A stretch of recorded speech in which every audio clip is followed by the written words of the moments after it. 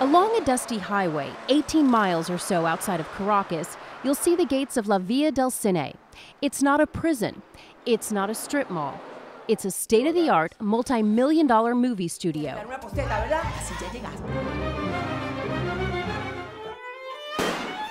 But it's not just any movie studio. It's the movie studio in Venezuela, created, funded, and run by President Hugo Chavez's government. Many call it Hugowood. The official slogan: lights, camera, revolution. La tierra es libre, la tierra es de todos. Tierras y hombres libres. Esta tierra me la gané peleando y peleando. So once you get inside the gates at La Villa and you take a look around, my initial reaction is, oh, okay, so this really is what a state-of-the-art, multi-million-dollar movie studio looks like. I don't really get the feeling, initially at least, that this is where movie magic happens. And not a lot was happening the day we toured the studios. They film movies here?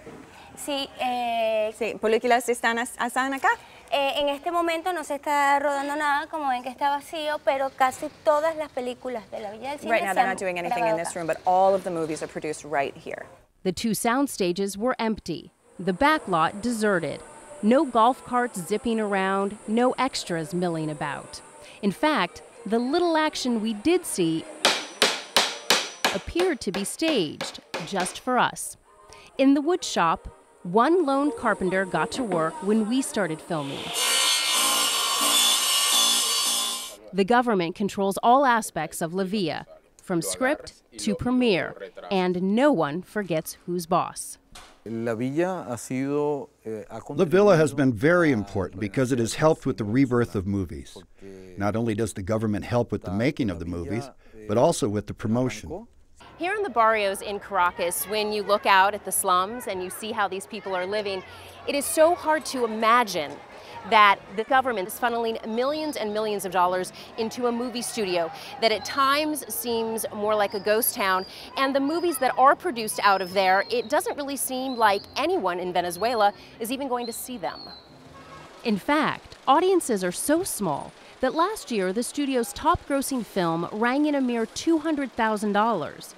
Compare that to the independent thriller Sequestro Express. Abre la boca. Abre la boca. Abre la boca. Jonathan Jakowowicz produced and directed Sequestro Express. Can you tell me what was the government's response to the movie in terms of the content and also the movie in terms of its success? Well, it sort of goes combined, you know, because the government wouldn't have paid attention to the movie if the movie wasn't as successful as it was. The vice president of Venezuela started talking about the movie, saying it's a miserable film with no artistic value, and so it became a frenzy. So everybody started attacking the movie, attacking me. They did TV shows, radio shows, and then a lawyer sued me and opened a trial for me that was asking for 6 to 10 years of jail for portraying the authorities under a negative light and promoting the use of drugs. What was that time like for you? It was both scary and exciting. It was exciting because you had the entire society backing you up. It was scary because you had a very powerful government going after you. Chavez, on his State of the Union address, said that he didn't understand why I was still roaming the streets in freedom.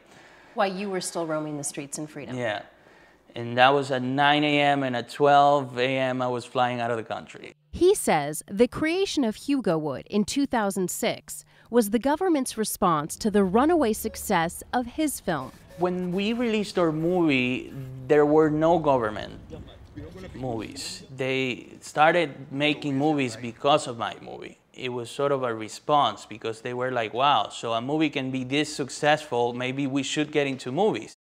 To get this and other great HDNet programming, call your cable or satellite provider and ask for HDNet.